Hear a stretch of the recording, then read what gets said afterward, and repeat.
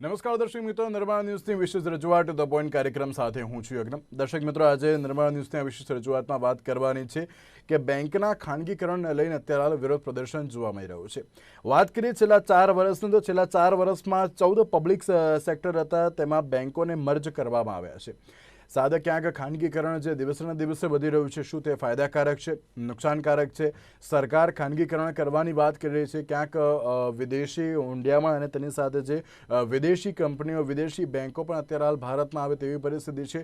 આ દરેક વસ્તુને લઈને ક્યાંક સવાલ જ હોય છે કે ખાનગીકરણ યોગ્ય છે કે નહીં, ખાનગીકરણથી નુકસાન કેટલું છે. તેની સાથે જે રીતે આજે બેંક હડતાલ, United forum of bank unions દ્વારા જે આજે હડતાલ પાડવામાં આવી છે, તેની સાથે જ્યારે સરકારી બજેટની વાત કરીએ, સરકારી જે બજેટ બહાર પાડવામાં આવ્યું હતું ને, તે બજેટમાં પણ સરકારી બેંકોને મર્જ કરવાની જે વાત કરવામાં આવી છે, તે કેટલી યોગ્ય, અને આ મુદ્દાઓ પર કેમ અત્યારે હાલ તો બેંક કર્મચારીઓ વિરોધ પ્રદર્શન કરી રહ્યા છે, ત્યારે આ દરેક મુદ્દાઓ પર આપણે ચર્ચા વિચારણા કરીશું. અને તેની સાથે જ આ ચર્ચા વિચારણા કરવા માટે અમારી સાથે જોડી ગયા છે જનક રાવલ, કે જેઓ બેંક યુનિયનના લીડર છે. તેમની સાથે શ્વેતાંગ ત્રિવેદી, કે જેઓ બેંકના કર્મચારી છે, સાથે બેંક ઓફ ઇન્ડિયાના જે જનરલ સેક્રેટરી પણ છે. તેમની સાથે સુરેન્દ્રભાઈ શાહ, કે જેઓ ચાર્ટર્ડ એકાઉન્ટન્ટ છે, સાથે બેન્કિંગ સેક્ટરના નિષ્ણાત પણ છે. જે આપ ત્રણનું સૌથી પહેલાં તો સ્વાગત છે. જનકભાઈ, સૌથી પહેલો પ્રશ્ન આપને, બેંકનું ખાનગીકરણ થઈ રહ્યું છે અને તેની સામે જે આજે વિરોધ વ્યક્ત કરવામાં આવી રહ્યો છે, 2 દિવસની હડતાળ પણ છે, કયા કારણોસર આ ખાનગીકરણનો વિરોધ કરવામાં આવી રહ્યો છે? બેંક કર્મચારીઓ 2 દિવસની હડતાલ પાડીને નિર્મલા સીતારામને જે બજેટ સ્પીચમાં જે એનાઉન્સમેન્ટ કરી છે, 2 સરકારી બેંકોનું ખાનગીકરણ, તેનો વિરોધ કરી રહ્યા છે. આ વિરોધ અમે અમારા માટે નથી કરતા, કારણ કે સરકારી બેંકોમાં 146 લાખ કરોડની મૂડી પડી છે. આ મૂડી અત્યારે સરકારના નિયંત્રણમાં છે, લોકો સુરક્ષિત મહેસૂસ કરે છે. જો ખાનગી હાથોમાં મૂડી જશે તો લોકોને ભય રહેશે કે અમારી મૂડી સુરક્ષિત રહેશે કે કેમ. બીજું કે સરકારી બેંકો એ સોશિયલ રિસ્પોન્સિબિલિટીથી બેન્કિંગ કરે છે. એમનું સોશિયલ બેન્કિંગ 1969માં જ્યારે નેશનલાઇઝેશન થયું ત્યારે નક્કી કરવામાં આવ્યું હતું. એટલે કે કૃષિ ધિરાણ સરકારી બેંકો આપે છે, એમએસએમઈ ને સરકારી બેંકો ધિરાણ આપે છે. કૃષિ ધિરાણ આપતી વખતે ખેડૂતોને વ્યાજમાં અમુક રાહત પણ આપવામાં આવે છે. જનધન ખાતા જે આપણા પ્રધાનમંત્રી અપીલ કરી ત્યારે સરકારી બેંકોએ 35 કરોડ જનધન ખાતા ખોલ્યા, ખાનગી બેંકોએ 1.25 કરોડ ખાલી નામના ખોલ્યા હતા. એટલે સમગ્ર રીતે જોતા સોશિયલ બેન્કિંગની આ દેશમાં જરૂર છે. આ દેશમાં કોઈ નફો રળે એવી બેંક, જે ખાનગી બેંકો જે કામ કરે છે એમને કરવા દો, પણ એની સામે અમારો વિરોધ નથી. પણ સરકારી બેંકોને જો ખાનગીકરણ કરવામાં આવશે તો આ સોશિયલ બેન્કિંગ કરશે કોણ? ખેડૂતોનું શું થશે? ખેડૂતોના આપઘાત વધી રહ્યા છે, ખેડૂતો ફરી વ્યાજખોરોની ચુંગાલમાં ફસાશે. અને જે રાહત કરે, સામાન્ય માણસ જે આજે બેંકમાં પ્રવેશી શકે છે જનધન ખાતા દ્વારા, કે જેનો ઝીરો બેલેન્સ હોય એ પણ આવી શકે, એને પણ તકલીફ પડશે. સરકારી બેંકોના ચાર્જિસ ખાનગી બેંકો કરતા ઘણા ઓછા છે. એટલે સામાન્ય લોકો માટે બેન્કિંગ દુષ્કર બનશે. ફાઇનાન્શિયલ ઇન્ક્લુઝનની જે સરકારની યોજનાઓ છે એ પણ નિષ્ફળ જશે.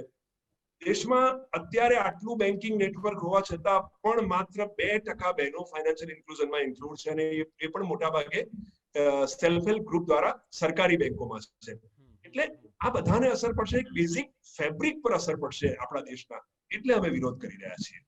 બિલકુલ, ક્યાંક અત્યારે હાલ તો અમુક જે વિરોધ પ્રદર્શન જોવા મળતા હોય છે, અને તેની સાથે સવાલ એ થતો હોય છે કે આ બેંકોનું ખાનગીકરણ એ કેટલું યોગ્ય. યશ શ્વેતાંગભાઈ, શું કહેશો આ વિરોધને લઈને? યજ્ઞભાઈ, બેંકોનું ખાનગીકરણ કરવાની આમ તો જરૂર નથી. એનું કારણ મેઇન એ છે કે ઓલરેડી ખાનગી બેંકો તો અવેલેબલ છે, એટલે જેને ખાનગી બેંકોની સેવા લેવી છે ખાનગી બેંકોની સેવા લઈ શકે છે. રાષ્ટ્રીયકૃત બેંકો, જેવી રીતે મારા મિત્ર જનકભાઈએ કીધું, રાષ્ટ્રીયકૃત બેંકોમાં અત્યારે નાનાથી લઈને મોટી વ્યક્તિઓના 146 લાખ કરોડ રૂપિયા છે. આ મોટા જે ઇન્ડસ્ટ્રીયલિસ્ટ છે એ લોકોનો મેઇન ગોલ આ છે કે આ બેંકોને, સરકારી બેંકોને પોતાના કબજામાં લઈને 146 લાખ કરોડ રૂપિયા પોતાની ઇન્ડસ્ટ્રીઝની અંદર ડાયવર્ટ કરવા. આના કારણથી જ નાના જે વેપારીઓ છે, નાના ખેડૂતો છે, નાના એમએસએમઈ ઉદ્યોગો છે, એ લોકોને 1 પણ રૂપિયાનું ફાઇનાન્સ મળશે નહીં. નાના મધ્યમ વર્ગના જે લોકો છે એ લોકોને બેન્કિંગની સેવાથી વંચિત કરી દેવામાં આવશે. જનકભાઈ બધું આવરી લીધું કે એની અંદરથી પ્રાઇવેટ થયા પછી સરકારે ચાર્જિસ પણ એટલા બધા વધારી દેશે. પ્રાઇવેટ સેક્ટર ફક્ત ને ફક્ત નફો રળવા માટે જ આ બેંકોનું સંચાલન કરશે. એટલા માટે અમારો વિરોધ છે. બિલકુલ ક્યાંક જે સંચાલનમાં ક્યાંક અત્યારે હાલ તો યોગ્ય છે, તેની સાથે નાણાકીય માળખું છે જે હોતું હોય છે, અને તેમાં આ પ્રકારનું પ્રાઇવેટાઇઝેશન એ કેટલું યોગ્ય? સુરેન્દ્રભાઈ, શું કહેશો, બેંકોનું ખાનગીકરણ થવું જોઈએ કે ના થવું જોઈએ? જો થાય તો ફાયદો શું, નુકસાન શું? દરેક સિક્કાની બે બાજુ હોય છે. એ રીતે ખાનગીકરણમાં ફાયદા પણ છે અને ગેરફાયદા પણ છે. જ્યાં હું સંપૂર્ણ સહમત છું. હવે આપણે એક 1969 નો ટાઈમ લઈએ કે જ્યારે બેંકોનું રાષ્ટ્રીયકરણ કરવામાં આવ્યું હતું. ત્યારે આપણો દેશ જસ્ટ 21 વર્ષ જ થયા હતા આઝાદીને, અને જેન્યુઇનલી જનરલ પબ્લિકને ક્રેડિટ અવેલેબલ નથી. કોઈને પણ લોન જોઈતી હોય, ચાહે ફાર્મર હોય, ચાહે નાનો બિઝનેસ સ્ટાર્ટ કરવો હોય, ચાહે ઇન્ડસ્ટ્રી ચાલુ કરવી હોય, તો લોનો મળતી નથી. હવે આજે આપણો દેશ 70 વર્ષ પ્લસનો આજે યંગ ના કહેવાય, 75 વર્ષ પૂરા કરશે આવતા વર્ષે. તો હવે પહેલી વસ્તુ એ છે કે ક્યાં સુધી સરકારીકરણ. સોશિયાલિઝમ જરૂરી છે, હું ના નથી કહેતો, અને એટલે જ પ્રાઇવેટ બેંકોની સાથે પીએસયુ બેંકો પણ એટલી જ જરૂરી છે કે જેથી કરીને પ્રાઇવેટ બેંકો પર પણ ચેક રહે. ટોટલી પ્રાઇવેટાઇઝેશનને બિલકુલ હું ભલામણ નથી કરતો, પરંતુ પ્રાઇવેટાઇઝેશન અને પબ્લિક સેક્ટર બેંકોમાં આજે જે બેંકો પ્રાઇવેટાઇઝ થવા જઈ રહી છે એની ટોટલ માર્કેટ કેપ જે છે 63,538 કરોડ રૂપિયા છે. એની સામે જે પ્રાઇવેટ બેંકો છે એમાં આ 4 બેંકોની વાત કરું છું. જ્યારે પ્રાઇવેટ બેંકમાં બંધન બેંક કે જે હજુ હમણાં 2 વર્ષ પહેલા સ્ટાર્ટ થઈ છે, એની 57,000 કરોડ કેપિટલ છે, માર્કેટ કેપ છે. IndusInd bank 98,000 crore market cap છે. જે બેંક એચડીએફસી જે 1994માં સ્ટાર્ટ થઈ છે, આજે એની માર્કેટ કેપ 5,99,000 કરોડ છે. જ્યારે સ્ટેટ બેંક જે આજે મોર દેન 100 યર પુરાની બેંક છે, એની માર્કેટ કેપ 3,63,000 કરોડ છે. ધેટ મીન્સ કે સ્ટેટ બેંકની જે માર્કેટ કેપ છે એ એચડીએફસી ની માર્કેટ કેપની almost half the market cap છે. હવે સવાલ એ આવે છે કે પ્રાઇવેટ બેંક અને પીએસયુ બેંક.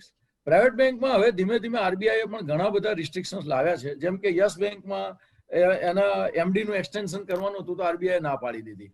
એટલે પ્રાઇવેટ બેંકો પર પણ આરબીઆઈ નો અંકુશ જેટલો બને એટલો વધારે હોય તો મારી દ્રષ્ટિએ પ્રાઇવેટ બેંકો હોવી ખોટી નથી. હવે સવાલ એ આવે છે કે આ 4 બેંકોને પ્રાઇવેટ બેંકમાં કન્વર્ટ શા માટે કરવામાં આવી રહી છે? આ જે 4 બેંકોને કન્વર્ટ કરવામાં આવી રહી છે એમાં ગવર્મેન્ટને અલગ અલગ કમિટીઓના જે રિપોર્ટ મળ્યા છે એ અલગ અલગ કમિટીઓના રિપોર્ટમાં ભલામણ કરવામાં આવી છે કે પીએસયુ બેંકોની સંખ્યા ઘટાડી દો. આમે 28 બેંકમાંથી પીએસયુ બેંક 12 જ રહી ગઈ છે, અને 12માંથી આ 4 જો ઘટાડો આવશે એટલે પીએસયુ બેંકમાં state bank of India, bank of Baroda જેવી જે મોટી બેંકો છે, પીએનબી જે 4 કે 5 મોટી બેંકો છે એ રહેશે, અને બાકીની નાની નાની બેંકોના અંકુશમાંથી નીકળી જાય. બીજું, પીએસયુ બેંકોમાં કોઈ પણ કારણસર કન્ટિન્યુઅસલી છેલ્લા 5 વર્ષથી એનપીએ વધી રહ્યા છે અને લોસીસ પણ વધી રહ્યા છે, અને એ લોસીસને કવરઅપ કરવા માટે સેન્ટ્રલ ગવર્મેન્ટે કન્ટિન્યુઅસલી કેપિટલ ફીડઅપ કરવી પડે છે. લાસ્ટ યર 30,000 કરોડનું કેપિટલ ઇન્ફ્યુઝન થયું છે. આ વર્ષે પણ ફરીથી ડિમાન્ડ સ્ટાર્ટ થઈ ગઈ છે કે ફરીથી કેપિટલ આપો. એટલે ગવર્મેન્ટને પણ ક્યાંક ને ક્યાંક પ્રાઇવેટાઇઝેશન કરે તો જે બેંકો એટલીસ્ટ જે કેપેબલ છે કે જેને પ્રાઇવેટમાં જતી રહી શકે એમ છે, તો ગવર્મેન્ટે પૈસા મળવા કરતા ગવર્મેન્ટે ભવિષ્યમાં જે કેપિટલ ઇન્ફ્યુઝન કરવું પડે છે એ ઓછું કરવું પડે. એક એ છે. સેકન્ડ વસ્તુ એ છે કે પ્રાઇવેટ બેંકોને જ્યારે પણ પીએસયુ માંથી પ્રાઇવેટમાં કન્વર્ટ કરે અથવા પ્રાઇવેટ બેંકો હોય તો પ્રાઇવેટ બેંકો માટે પણ ગવર્મેન્ટે અને આરબીઆઈ રૂલ્સ લાવવા જોઈએ કે નવા એન્ટરપ્રિન્યુઅર્સ અથવા તો એમએસએમઈ યુનિટ્સ છે એ લોકોને પણ ઇઝીલી ફાઇનાન્સ મળી શકે એના માટેની એ લોકો ઇવન આજે ગવર્મેન્ટની જે સ્કીમો છે, સીજીટીએસએમઈ સ્કીમ છે, એનો અમલ પ્રાઇવેટ બેંકો તો કરતી જ નથી. પીએસયુ બેંકોમાં બહુ જ ઓછો થાય છે. પીએસયુ બેંકો પણ આજની તારીખમાં 2 કરોડ રૂપિયા સુધી સિક્યોરિટી વગર લોનો આપવાની છે એવું કહે છે, પણ પ્રાઇવેટ પીએસયુ બેંકો નથી આપતી. અચ્છા, જે ચાર્જિસની વાત આવે છે, આજની તારીખમાં ચાર્જિસમાં ઘણી બધી જગ્યાએ એવું જોવા મળે છે કે પીએસયુ બેંકના ચાર્જિસ વધારે હોય છે, પ્રાઇવેટ બેંકના ઓછા હોય છે. ઘણી બધી જગ્યાએ પ્રાઇવેટ બેંકના વધારે હોય છે, પીએસયુ બેંકના ઓછા હોય છે. હા, એટલું છે કે પ્રાઇવેટ બેંકમાં તમે કોઈ પણ મિસ્ટેક કરો તો એના ચાર્જિસ જે છે તરત લાગી જાય છે. પીએસયુ બેંકમાં એ ઘણી વખત નથી લાગતા. તો મારી દ્રષ્ટિએ જે ઇનએફિશિયન્ટ છે અથવા જે પણ બોરોવર જે મિસ્ટેક કરે છે એની પેનલ્ટી ચાહે પીએસયુ બેંક હોય ચાહે પ્રાઇવેટ બેંક હોય બંનેને લાગવી જોઈએ. તો charges is not the reason કે એના માટે આપણે પ્રાઇવેટાઇઝેશન ન કરવું. બિલકુલ દી અત્યારે હાલ ક્યાંક સવાલ એ થતો હોય છે કે જ્યારે સરકારી બેંકોના ખાનગીકરણમાં અત્યારે હાલ જે વિરોધ પ્રદર્શન સામે આવ્યું છે, શું સરકારી બેંકોનું ખાનગીકરણ થવું જોઈએ? જનકભાઈ, એક સવાલ આપને કે જ્યારે પ્રાઇવેટ બેંકની વાત કરીએ, ક્યાંક પ્રાઇવેટ બેંકમાં જે સુવિધા આપવામાં આવતી હોય છે, ક્યાંક સગવડ પણ આપવામાં આવતી હોય છે, તે વસ્તુ ક્યાંક સરકારી બેંકોમાં નથી જોવા મળતી ને તેના કારણે પણ અત્યારે હાલ ક્યાંક જે સામાન્ય જનતા છે તે પણ પ્રાઇવેટ બેંક તરફ અત્યારે હાલ તો ક્યાંક ડાયવર્ટ થયા હોય તેવી પરિસ્થિતિ સામે આવી છે. તો આ મંથર ગતિએ જે કામ ચાલતું હોય ને તેની સામે આ પ્રાઇવેટાઇઝેશન એટલે કે ખાનગીકરણ જે યોગ્ય ન કહી શકાય આમાં? પહેલી થોડી સ્પષ્ટતા કરી લો. સુરેન્દ્રભાઈએ જે વાત કરી 4 બેંકોની, સરકાર તરફથી કઈ બેંકને પ્રાઇવેટ કરવામાં આવશે એનું કોઈ એનાઉન્સમેન્ટ કરવામાં નથી આવ્યું. નિર્મલા સીતારામને જુદું સ્ટેટમેન્ટ કર્યું છે, અનુરાગ ઠાકુરે જુદું સ્ટેટમેન્ટ કર્યું છે, શશિકાંતા દાસે જુદું સ્ટેટમેન્ટ કર્યું છે.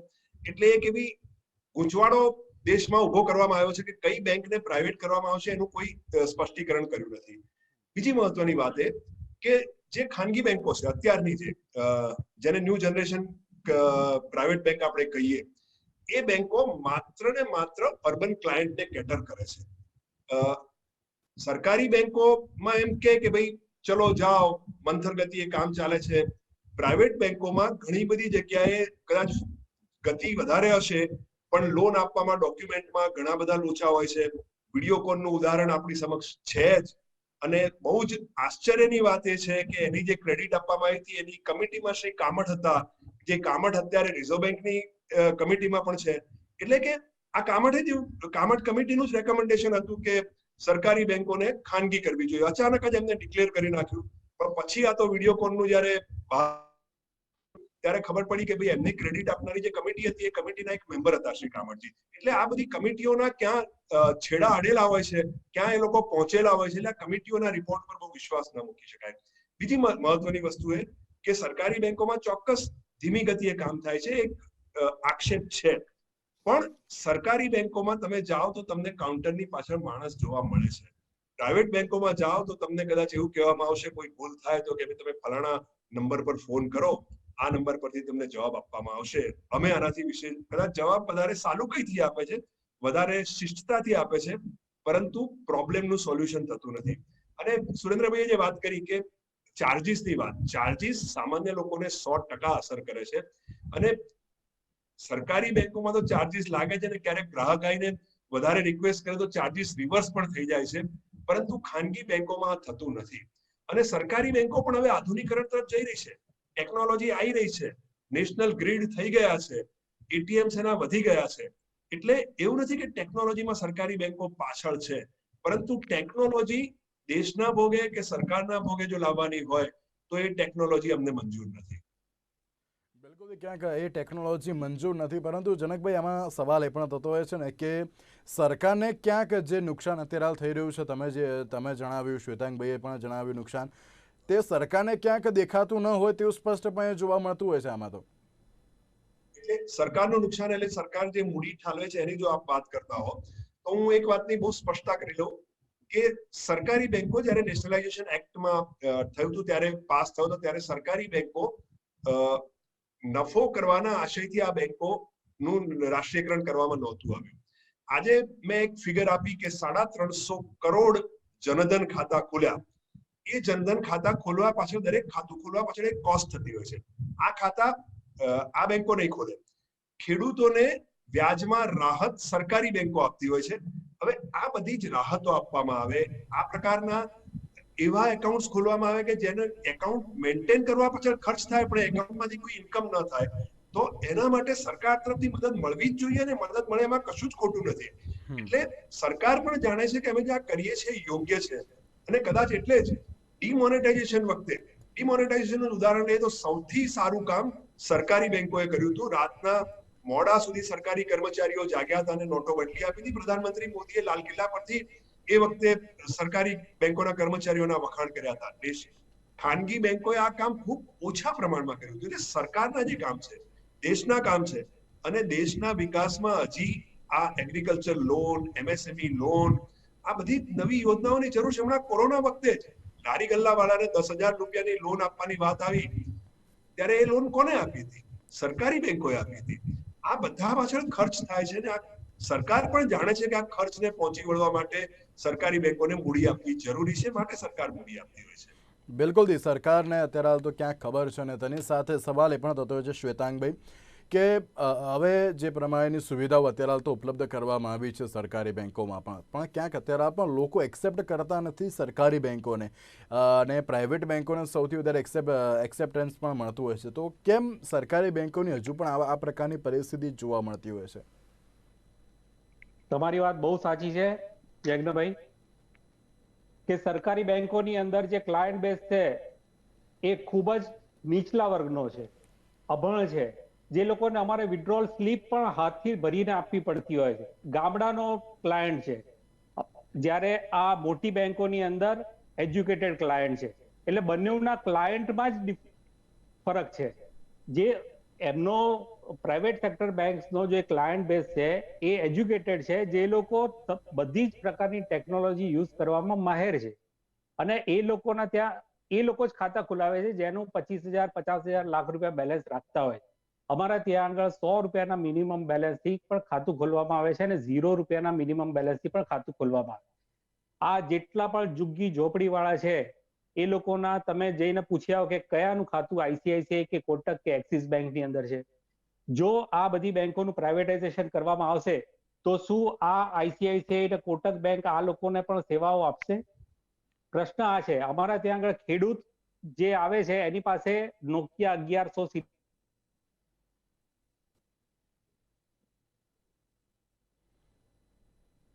બિલકુલ, ક્યાંક અત્યારે તો જે સરકારી બેંકોનું ક્યાંક અત્યારે હાલની જે પરિસ્થિતિ જોવા મળી છે તેને લઈને સવાલ તો હોય જ છે, કારણ કે જે દેશની જે નાણાં નીતિના માળખામાં જે આ ફેરફાર કરવામાં આવ્યો છે તે કેટલો યોગ્ય છે તે પણ એક સવાલો છે. જી શ્વેતાંગભાઈ, તમે કંઈ કહેતા હતા? જી હા, મારે એક કોલ આવી ગયો. એટલે મારું એવું કહેવું હતું કે અમારા ત્યાં જે ખેડૂતોના જે ખાતા છે એ લોકો બિલકુલ અભણ છે, જે લોકોને ઇલિટરેટ છે, એ લોકોને કોઈ પણ ટેકનોલોજી યુઝ કરતા નથી આવડતી. એ લોકો પાસબુકને પણ ગડી વાળીને બેંકની અંદર લઈને આવતા હોય છે, એટલે એ લોકોને આ બધા પ્રકારની તકલીફો થાય છે. શું આ લોકો પ્રાઇવેટ થયા પછી આ લોકોને પણ સુવિધા આપી શકતા હશે? પ્રશ્ન આ છે. આપણે અહીંયા આગળ તમને કહીએ કે અમદાવાદથી રાજકોટ જવા માટે લક્ઝરી બસ બહુ સારી, પણ અમદાવાદથી કડોદરા જવા માટે કોઈ લક્ઝરી નથી ચાલતી. ત્યાં આગળ તમારે એસટી બસની અંદર જ જવું પડે જો આપણી પાસે ગાડી ના હોય તો. તો શું આપણે ફક્ત લક્ઝરીઓને જ રાખીએ ને એસટી બસોને બંધ કરી દઈએ તો ચાલશે? બિલકુલ, ક્યાંક અત્યારે હાલ તો જે આ પ્રાઇવેટાઇઝેશન છે તે ક્યાંક અત્યારે હાલ ખોટું છે તેવું જણાવી રહ્યા છે. તેની સાથે જનકભાઈ, એક સવાલ આપણે કે એક બાજુ જે ખાનગીકરણનો વિરોધ અત્યારે હાલ તો થઈ રહ્યો છે, અને તેની સાથે સરકારનો ખાનગીકરણ પાછળનો ઉદ્દેશ શું હોઈ શકે? સરકારનો શું ઉદ્દેશ હોઈ શકે સરકારે જાહેર કર્યું નથી. સરકાર 2 રાષ્ટ્રીયકૃત બેંકો, આઈડીબીઆઈ, તદુપરાંત એક ઇન્સ્યોરન્સ કંપનીનું પણ ખાનગીકરણ કરવા માંગે છે, અને એમાં ફોરેન ડાયરેક્ટ ઇન્વેસ્ટમેન્ટ પણ લાવવા માંગે છે, એવું બજેટ સ્પીચમાં નિર્મલા સીતારામને જણાવ્યું હતું. પરંતુ કદાચ એવું હોઈ શકે કે સરકારી બેંકોનું નેટવર્ક ખૂબ મોટું છે, જે ખાનગી બેંકોનું નેટવર્ક એટલું મોટું નથી. એટલે એવું બની શકે કે કોઈ કોર્પોરેટ્સને કે જે લોકો ખાનગી માલિકો છે અથવા તો કોઈ ફોરેન ઇન્વેસ્ટર્સ છે એમને ઓબ્લાઇઝ કરવા હોય ને આટલું મોટું નેટવર્ક એમને સોંપી દેવું હોય સરકારને, અને કદાચ એ પ્રકારના કોઈ વચન આપ્યા હોય, કારણ કે સરકારે બહુ પહેલા જાહેરાત કરી હતી કે અમે કોઈ બેંકોનું ખાનગીકરણ નહીં કરીએ. હવે આજે આ સરકાર ખાનગીકરણની વાત કરે છે. આપણે કોઈ પોલિટિકલ પાર્ટીની આ વાત નથી કરતા, કારણ કે 1991માં આની શરૂઆત મનમોહન સિંહ અને નરસિંહ રાવે કરી હતી. એ વખતે હાલની જે સરકાર છે એ લોકો વિરોધ પક્ષમાં હતા ને એને એમનો વિરોધ પણ કર્યો હતો એલપીજી નો, અને આ એલપીજી ના ભાગરૂપે જ અત્યારે પ્રાઇવેટાઇઝેશન થઈ રહ્યું છે. એટલે કોઈ પણ સરકાર હોય, કોર્પોરેટ્સને મોટા ભાગે ઘૂંટણીએ પડતી હોય છે, અને કોર્પોરેટ્સ જે ટર્મ્સ ડિક્ટેટ કરાવતા હોય છે એને માનતી હોય છે. પણ ખાસ એક બીજી મહત્વની વાત કરવાની છે, જે સુરેન્દ્રભાઈએ કહી હતી કે સરકારી બેંકોમાં એનપીએ વધી રહ્યું છે. છેલ્લા વર્ષના આંકડા જોઈએ તો સરકારી બેંકોનો ઓપરેટિંગ પ્રોફિટ 1,74,000 કરોડ રહ્યો, એની સામે 2 લાખ કરોડનું પ્રોવિઝનિંગ કરવું પડ્યું એનપીએ ના કારણે. હવે આ એનપીએ કરે છે કોણ? કોઈ સરકારી એજન્સી તો કરતી નથી, બેંક કર્મચારીઓ કરતા નથી, આ એનપીએ કરે છે પ્રાઇવેટ કંપનીઓ. એટલે અમારો એ પણ વિરોધ છે કે ખાનગી કંપનીઓ એનપીએ કરે અને ખાનગીકરણ થાય, આ બંને બહુ મોટા કોન્ટ્રાસ્ટ છે. બિલકુલ જે સુરેન્દ્રભાઈ શું કહેશો, કારણ કે અત્યારે તો ક્યાંક એવી વાત પણ સામે આવી છે કે કોર્પોરેટના ઘૂંટણીએ અત્યારે તો સરકાર પડી જાય છે અને તેના કારણે અત્યારે તો આ પ્રાઇવેટાઇઝેશન તરફ આગળ વધી રહી હોય તેવું લાગી રહ્યું છે. જે કહી શકાય કે બહુ જ સારા એવા અર્થશાસ્ત્રી રઘુરામ રાજન એમના દ્વારા પણ એમ કહેવામાં આવ્યું હતું કે ઔદ્યોગિક જૂથોને બેન્કો વેચીને સરકાર એક ભૂલ કરી રહી છે, સાથે દેશની નાણાનીતિના માળખામાં આ ફેરફાર યોગ્ય નથી. કઈ રીતે જોઈ રહ્યા છો સુરેન્દ્રભાઈ આ દરેક વસ્તુને? જેમ મેં પહેલા કીધું એમ આના બંનેના પ્રોસ એન્ડ કોન્સ છે. ઘણા બધા પોઈન્ટ જે શ્વેતાંગભાઈ અને જનકભાઈ કીધા છે ઘણા સાચા છે કે ભાઈ ગામડાઓમાં સેવા આપવાની, અભણ વ્યક્તિઓને સેવા આપવાની કે જે PSU બેંકો આપે છે પ્રાઇવેટ બેંકોમાં નથી જ મળતી, હકીકત છે. અને એની સામે બીજી વસ્તુ એ છે કે PSU બેંકોનો વ્યાપ જે ઓલ ઓવર ઇન્ડિયા લેવલે છે, ઘણો બધો ડીપ રૂટ સુધી છે, તો એના ફાયદા પણ ઇકોનોમીને મળી રહ્યા છે. સવાલ એ આવે છે કે 5 કે 7 મોટી બેંકોને હેન્ડલ કરવી કે 22 નાની મોટી બધી PSU બેંકોને હેન્ડલ કરવી. બીજી વસ્તુ, સરકારે દર વર્ષે જે કેપિટલ ઇન્ફ્યુઝન કરવું પડે છે.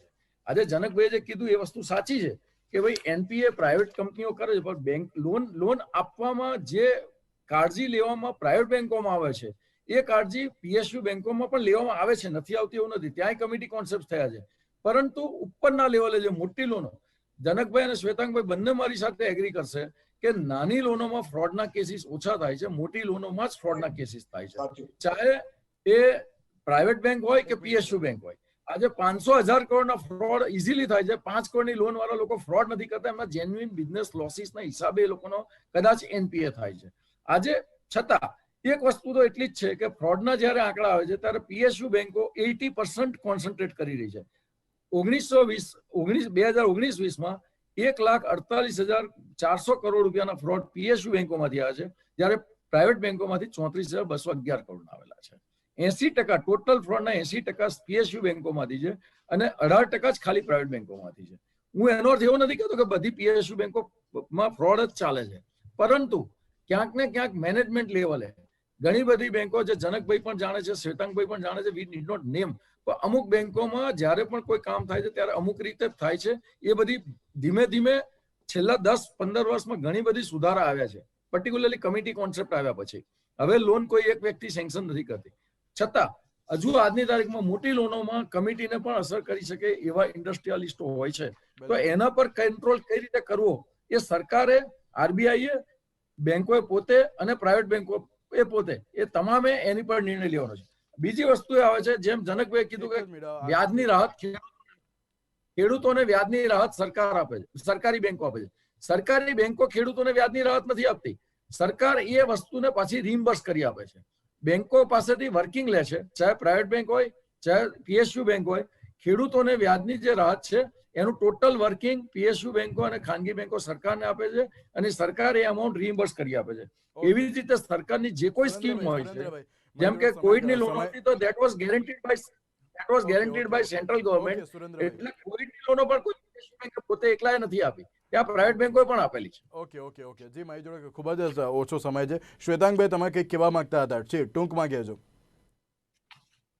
હા, મારું ફક્ત એટલું જ કહેવું છે કે જે NPA બોરોવરની વાત કરી, બેંકની અંદર સૌથી મોટામાં મોટી પોસ્ટમાં જનરલ મેનેજર સુધી કોઈ પણ જઈ શકે, ચીફ જનરલ મેનેજર સુધી જઈ શકે, અને એની સેન્કશન કરવાની સત્તા ફક્ત 25 કરોડ સુધી હોય.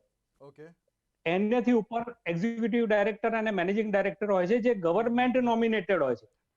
અને બોર્ડ ઓફ ડાયરેક્ટરમાં પણ જેટલા બોર્ડમાં મેમ્બર હોય છે બધા ગવર્મેન્ટ નોમિનેટેડ હોય છે. એટલે જે આ મોટી લોનોની વાત છે, 2,000 કરોડ, 5,000 કરોડ, 7,000 કરોડ, 10,000 કરોડની લોન, એ બોર્ડના ડાયરેક્ટર્સ કરે છે, ના કે બેંકના કર્મચારીઓ કરે છે. ટીવી પર શું બોલો, એ ફરીથી આયા ને લોકો. ઓકે જનકભાઈ છેલ્લે તમે શું કહેશો? જી, એટલે હું એટલું જ કહીશ કે દેશની પ્રગતિ, દેશ બચાવો, બેંક બચાવો, પબ્લિક સેક્ટર બચાવો તો દેશની ઇકોનોમી 100% બનશે. જનકભાઈ, છેલ્લો એક પ્રશ્ન આપણે કે હવે આગળ કેવા પ્રકારના કાર્યક્રમો રહેશે? 3-4 દિવસમાં અમારી સંકલન સમિતિની મીટિંગ મળવાની છે. સરકાર તરફથી જો કોઈ સાનુકૂળ પ્રતિભાવ નહીં આવે તો આ પ્રોગ્રામને વધારે જલદ બનાવવામાં આવશે અને લોકો સુધી અમે લઈ જઈશું. લોકોને પણ અમે ઇન્વોલ્વ કરીશું, કારણ કે આ પ્રશ્ન લોકોનો છે, પ્રજાનો છે, સામાન્ય લોકોનો છે, ગરીબ લોકોનો છે, ખેડૂતોનો છે. એટલે એ લોકોને પણ ઇન્વોલ્વ કરીને અમે આંદોલનને વધારે ઉગ્ર બનાવશું. ઓકે, તો જે પ્રમાણે અત્યારે હાલ તો ખાનગીકરણનો વિરોધ જોવા મળી રહ્યો છે અને તેની સાથે હવે બેંકોની વાત કરવામાં આવે તો બેંક દ્વારા તો અત્યારે હાલ ખાનગીકરણનો જે વિરોધ કરવામાં આવી રહ્યો છે, હડતાળ પણ કરવામાં આવી છે, તો હવે સરકાર માનશે કે નહીં, સરકાર હવે કેવા પ્રકારના પગલાં લેશે તે તો હવે જોવાનું છે. તેની સાથે જનકભાઈ, શ્વેતાંગભાઈ અને સુરેન્દ્રભાઈ, આપ ત્રણનો આભાર અમારી સાથે ચર્ચા વિચારણામાં જોડાવા માટે. તો આજના આ વિશેષ રજૂઆતમાં બસ આટલું રજા આપશો. નમસ્કાર.